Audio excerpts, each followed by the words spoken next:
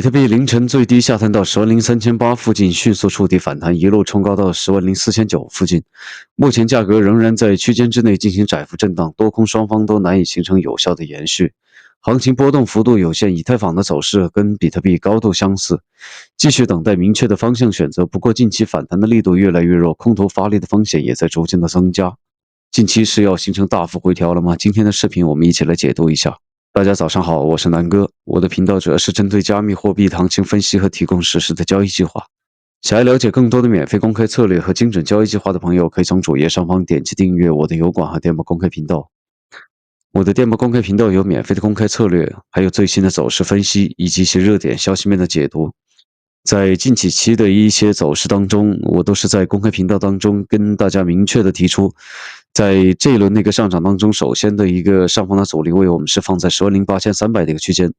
从我们看到，在上一次从10.9000的附近下跌之后，首先是反抽到10.3800的一个区间受到阻力，随之进行一个大幅的回落，并且说在这一轮的一个走势当中，完美的验证了我们之前那个预判。我们看到，仅仅是对10.8300进行上破之后，迅速的下跌。我们再来看到现在目前那个走势，这一段那个调整始终是围绕在以10.3500的一个支撑在上方做调整，并且说目前我们看到高低点都是在持续的进行一个收敛，我们认为很快就会选择出一个方向，但是因为近期美股休市，可能又恰逢马上周末的原因，在这个区间之内可能还会进行一个反复的拉扯。对于长期的走势，我还是跟大家提到，现在目前依然是处于一个在高位的横盘调整当中，多空都有一些预期，短期之内上方的高点跟下方的低点都有可能再次去进行一个测试，并且说现在布林带日线级别依然是趋于一个走平的趋势。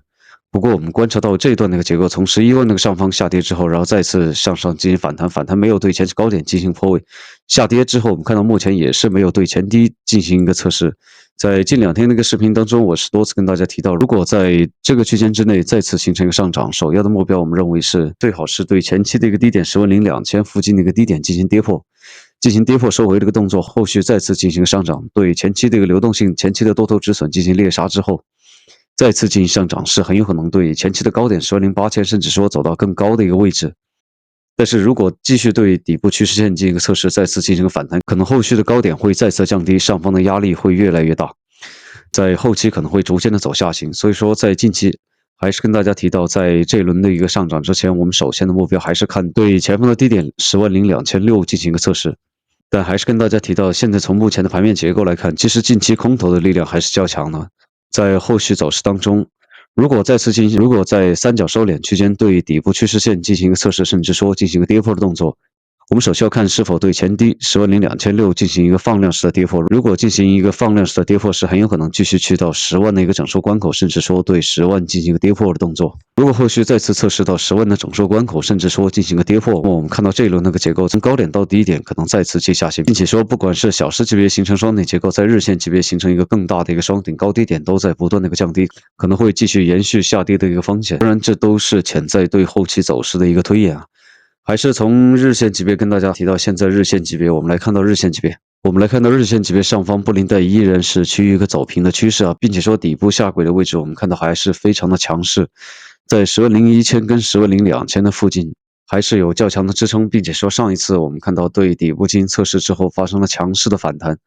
所以说，在近期如果没有重新的站上中轨的位置，在10.5800的一个区间是有较大下跌的风险，但我们认为依然是保持在10.1000跟10.2000上方，在这个区间可能在近期会进行个窄幅的震荡。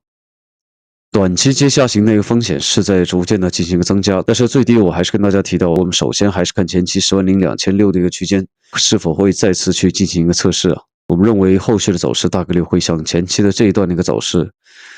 对底部进行回测之后，迅速的向上进行反弹。关于短期的走势，我们来到小时级别，近期我们看到，如果对底部的趋势线进行跌破，我们认为这一笔的空是现在可做可不做。首先是看10.2600，当然，如果对前期进行一个放量式的跌破，我们认为可以参与底部是很有可能去继续去回测前期10.0400的一个区间。所以在这里，我还是想告诉大家，近期在没有明显的方向出来之前，这还是可以选择先空仓的进行一个观望啊，没必要去过度的操作消耗自己的仓位啊。这是比特币大概的一个走势，我们再来看看以太坊。好，我们来看到以太坊的4小时近期的走势还是跟比特币保持一致啊。首先，我们看也是在进行一个三角收敛的区间，在近期就会选择出一个方向。我们首先还是看是否会对前低2430的一个区间进行一个跌破收回的动作。如果进行放量式的跌破，那么以太坊的一个走势，我们认为近期风险可能会逐渐的增加。我们看到在后续，不管说进行对底部进行跌破，还是说延续上涨的，还是说对底部进行测试反弹的一个力度，后续如果没有能够再次对上方我们看到短期的这个下行趋势线进行一个上破，进行一个有效性的上破，在近期可能是有进行一个下跌的风险啊。以太坊从上涨到高位之后，现在目前已经是有接近1个多月的时间，但从现在目前来看，还算是强势，始终保持在高位进行一个调整。但随着近期如果比特币去测试10万的一个整数关口，以太坊是有一个大幅回调的风险啊。所以我们认为短期之内还是首先是看前低2430、2440的一个区间，这个位置是否会进行一个放量式的跌破，或者说进行一个跌破收回。好，这是以太坊的一个走势，我们再来看看 Solana 近期的行情。好，我们来看到 Solana 的日线级别，对于这一段的一个结构，我们看到从底部上涨之后到达上方卖区之后，也是进行了回调的动作，目前是企稳在140的一个区间。还是多次跟大家提到啊，现在目前上方的一个位置，